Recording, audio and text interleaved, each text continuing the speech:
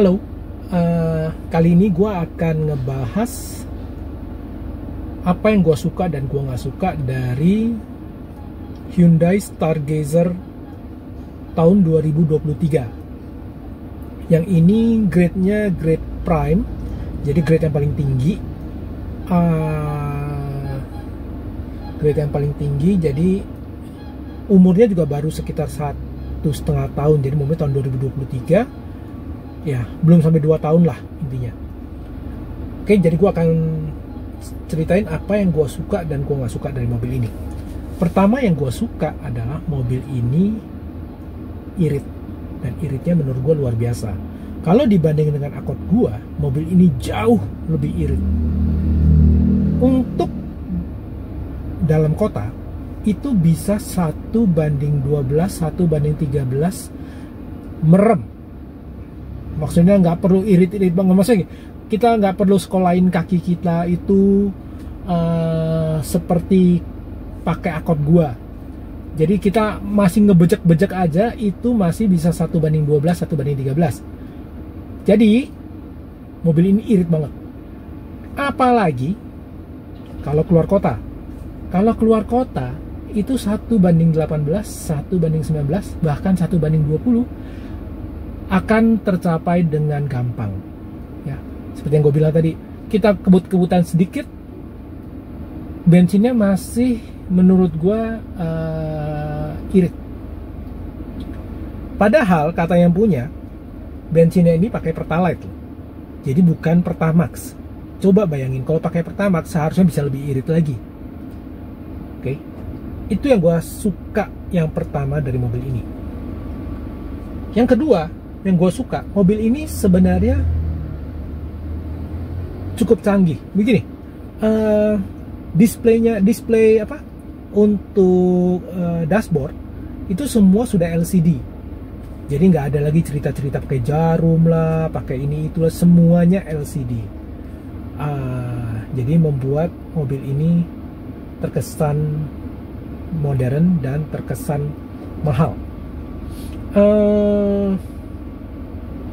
Itu yang gue suka yang kedua dari mobil ini.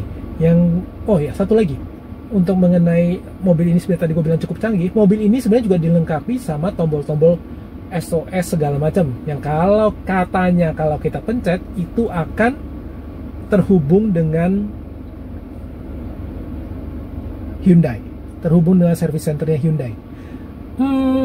Menurut gue itu untuk di kelasnya ini adalah salah satu yang pertama.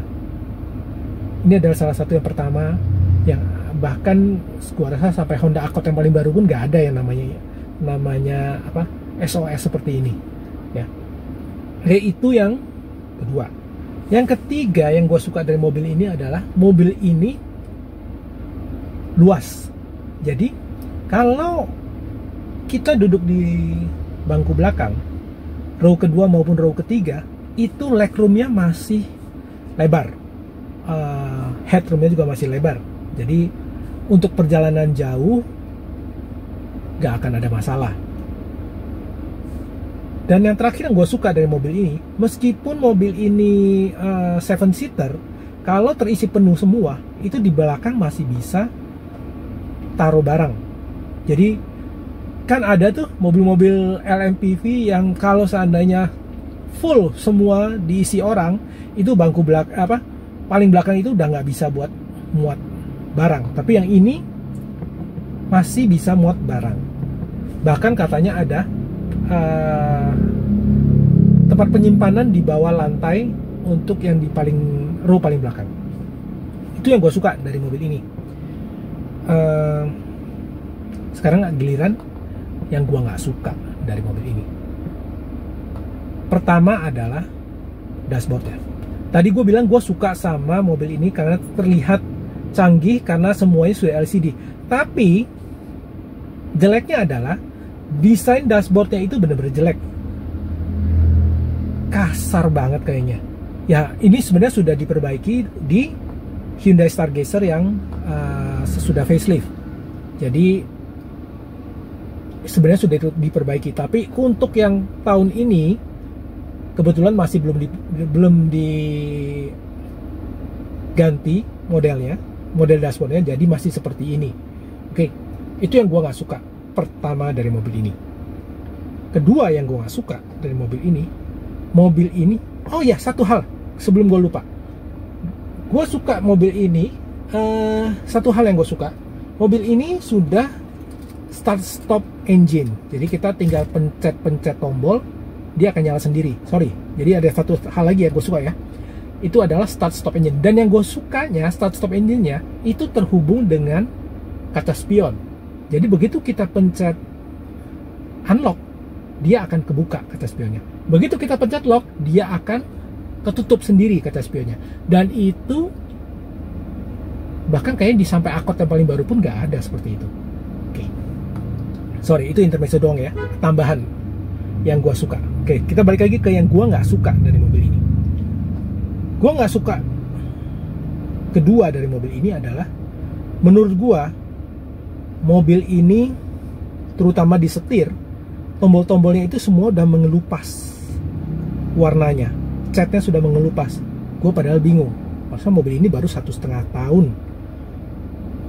apakah yang pakai itu nggak apik atau memang bahan catnya yang jelek jadi mengelupas. Tapi gue rasa ini gue lebih cenderung kelihatannya memang bahan catnya yang jelek.